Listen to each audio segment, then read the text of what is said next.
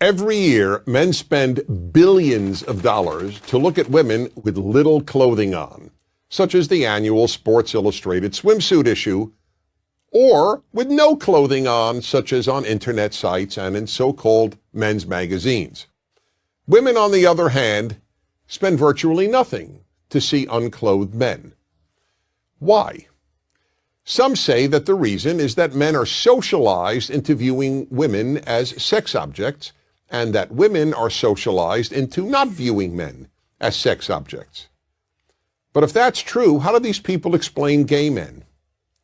They are as aroused by pictures of naked men as heterosexual men are aroused by pictures of naked women. Obviously, then, it's not socialization. It's that men are programmed by nature, not by society, to respond sexually to the visual.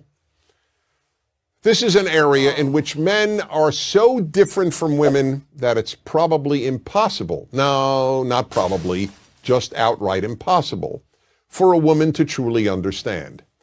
Of course women find some men attractive, and of course a woman can have an intense reaction to seeing a very appealing man, but there's still no comparison. The visual alone arouses men. It takes far more to arouse a woman than seeing naked men. If that's all it took, most husbands would walk around the house naked whenever possible, or at least every time they wanted sex.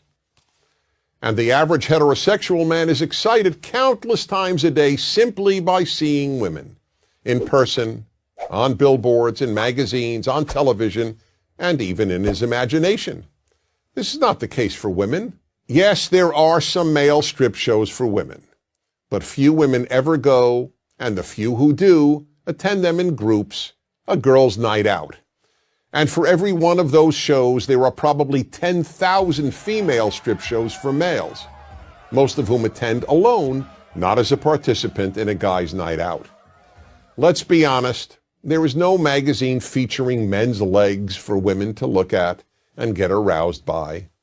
But there are websites and magazines of women's legs for men. And are women paying to view topless men? Men pay good money to look at topless women. Again, that doesn't mean women never get turned on by merely looking at some men. Of course they do. But it's only some men, on rare occasion a stranger, and more usually a celebrity. Men get turned on by any sight of female flesh on almost any female. The effect of the visual in men is so powerful that it even amazes men.